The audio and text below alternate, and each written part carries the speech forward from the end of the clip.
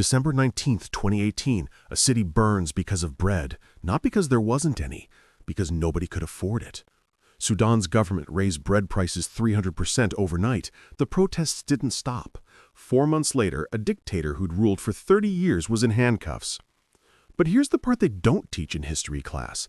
The bread was just the symptom. The disease, a financial system where Sudan's fate was decided here, 7,000 miles away. Finny used to say, when your survival depends on someone else's currency, you're not a country, you're a hostage. This is the story of how money became a weapon and why it's pointed at more countries than you think. Sudan. Ancient kingdoms, the Nile's birthplace, Africa's third largest country, and for one brief shining moment in the late 1990s, hope. Sudan strikes oil, not Saudi Arabia rich, but finally, a future that isn't war and famine. Hope in liquid form. Investment poured in, infrastructure projects, growth projections. For the first time in decades, the future looked possible. But there was a problem baked into the foundation. The oil wasn't sold in Sudanese pounds, it was sold in dollars, like nearly all oil on Earth, which meant Sudan's entire economic future depended on a currency it didn't control. And most of that oil was in the south, where a brutal civil war had raged since 1983. Over 2 million dead. Religion, resources, power. After decades of bloodshed, Sudan signed a peace agreement. The deal, southern Sudan would get a referendum, stay united or split. January 2011, the vote happened. 98.83% chose independence. July 9, 2011, South Sudan became the world's newest country. A triumph of self-determination. July 10, 2011, Sudan wakes up 75% poorer. 3/4 of its oil, gone. Half its government budget, gone. The economics textbooks call this a revenue shock. Khartoum called it a death sentence. Meet Dr. Amira, pharmacist, Khartoum, 20 years running the same shop.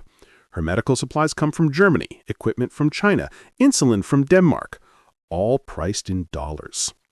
Before the split, this was manageable. Sudan exported oil, earned dollars, bought medicine. After, I'm sorry, doctor, no dollars available, sanctions, oil, gone, maybe next month. Next month arrives, same answer. Her insulin patients can't wait months. So Dr. Amira learns about the other market, the black market. By 2012, Sudan had 2 kinds of dollars.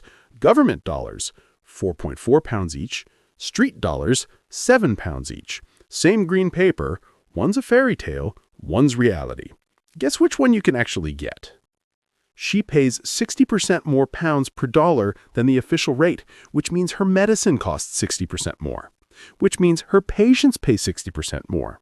Some can't afford it. Finny used to say, lose your income, bad. Lose your income when you're banned from the credit card? Death spiral. The government solution? Print more pounds. Economics 101 says this causes inflation. Sudan didn't take Economics 101 or didn't care. Monday, insulin cost 500 pounds per vial. Wednesday, 800 pounds.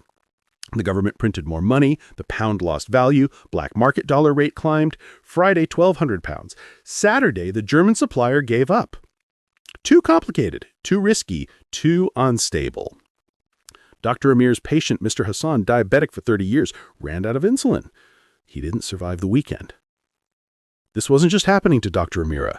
Fuel imports needed dollars, wheat imports needed dollars, spare parts for factories needed dollars. By 2013, inflation was accelerating. The government cut fuel subsidies to save money. Riots erupted, hundreds killed. But it didn't solve the problem. Because the problem was the cage itself. Finny used to say, Schrodinger's money, both worthless and priceless until you try to spend it. Sudan's government was drowning, so they turned to the International Monetary Fund. The pitch? Give us loans, help us stabilize, we'll reform.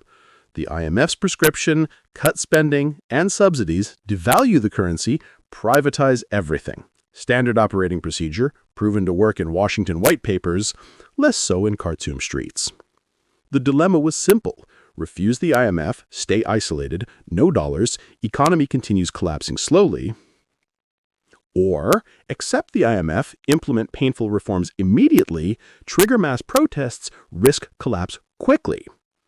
Between a bullet and a noose. They chose slowly. Tried implementing reforms in phases. 2016, fuel subsidies cut, riots. 2017, currency devalued to match the black market rates. Dr. Amira's life savings, 20 years of work, lost half their value while she slept. Everyone who tried to save in pounds got wiped out. The middle class didn't shrink, it evaporated. Finny used to say, austerity is easy to prescribe from air-conditioned conference rooms, harder when you're choosing between bread and insulin in 45-degree heat. The government made one final push, accepted deeper IMF conditions, food subsidies cut, bread prices tripled overnight. I can't afford this. Neither can I. That mother? 3 days later, she was in the streets. December 19th, 2018. Atbara, Port Sudan, Khartoum, not just the poor, not just students, everyone. Dr. Amira had never protested before, but her salary couldn't buy bread anymore. Her patients were dying from lack of medicine she couldn't import. April 6, 2019, a sit-in began outside military headquarters. Tens of thousands camped. They built a city within the city, painted murals, sang songs, shared food. Women led. Professionals joined. The world watched. April 11, 2019. After 30 years, Omar al-Bashir fell. Khartoum erupted, dancing in the streets. The dictator's gone. The dollar trap hasn't even noticed. Finny used to say, toppling the king is the easy part. Escaping the chessboard, that's the trick. New government, civilians and military sharing power. The international community celebrated. December 2020. The U.S. removes Sudan from the state sponsors of terrorism list.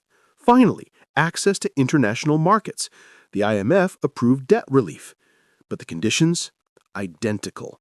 The new government, the one people bled for, faced the same choice. They chose the IMF. Fuel subsidies cut. Currency floated. The protests returned immediately.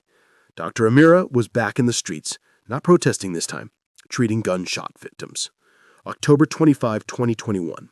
The military seized full control. The people who just won a revolution were shot for defending it. Over 120 killed. April 2023. Civil war erupted between rival military factions. Khartoum, once vibrant, became a war zone. Over 10 million displaced. Thousands dead. Dr. Romero's pharmacy? Rubble. She's a refugee now. Cairo. Still can't get dollars, still can't help patients the way she wants. The dollar trap didn't cause all of this. Sudan's crisis has many fathers. Colonial legacy, authoritarianism, ethnic conflict, corruption. But the dollar trap, it made every other problem impossible to solve. It eliminated options. It turned survival into a choice between slow collapse and fast collapse.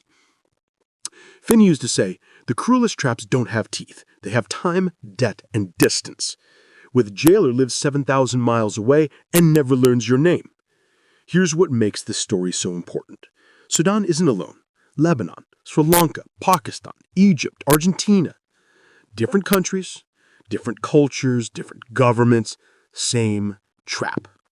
Since 1944, the US dollar has been the world's reserve currency. Oil is priced in dollars. Most commodities are priced in dollars. International debt is denominated in dollars. Want to participate in the global economy? You need dollars. But not everyone has equal access. U.S. ally with strong institutions. The Federal Reserve sets up currency swap lines. A safety net. Sanctioned, isolated, just poor. You're on your own. And here's the invisible connection. The Federal Reserve raises interest rates to fight American inflation. Suddenly, dollars flow back to the United States. Higher returns, safer haven.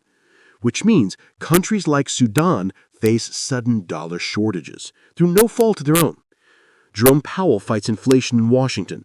Dr. Amira loses access to insulin in Khartoum. They'll never meet, but they're connected. This isn't a conspiracy. It's not even necessarily intentional. It's just the system. A system built over decades, where one country's currency became everyone else's necessity. Finny used to say, some traps are accidents, others are architecture. Dr. Amira didn't build this cage. Neither did you. But here's the question that keeps me up at night. If your country lost access to dollars tomorrow, sanctions, crisis, bad luck, how long before the breadlines start? Drop your answer in the comments, because this isn't just Sudan's story. It's a warning. Sudan's trap was invisible until it wasn't. But at least Sudan's trap was accidental. Bad timing, bad geography, bad luck. Next, Lebanon, where the banks didn't just fail, they stole $100 billion from their own customers and got away with it. Subscribe to Finny Chronicles, where money meets power, consequences meet people, and every story leaves you smarter. Finny used to say, not every trap needs bars. Some just need debt, distance, and time.